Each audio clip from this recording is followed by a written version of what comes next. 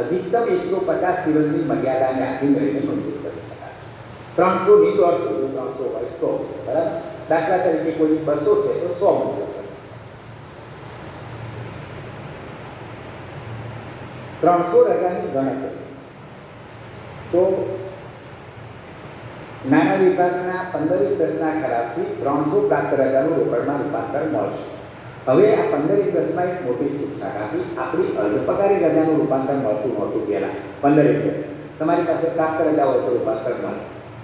એમાં સરકારે સુધારો કર્યો કે તમારી ખૂટતી અલ્પપગારી મેળવી શકાય.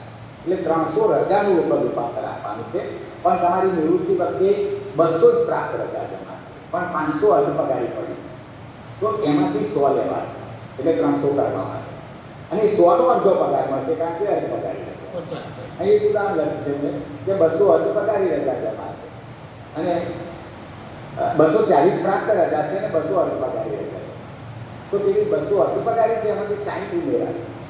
એટલે 300 રજાનું રોકડમાં રૂપાંતર આપવાનું છે. જે પ્રકારની રજા હોય એ પ્રકારનું રૂપાંતર મળે. પ્રાપ્ત રજા હોય તો પ્રાપ્ત પૂરો પગાર ને અલ્પપગારી હોય તો અડધો પગાર. એટલે એને 60 દિવસનો અડધો પગાર મળશે અને 240 દિવસનો પૂરો પગાર. ના, એ શિક્ષકોના કેસમાં લાગુ પડશે. વેકેશનલ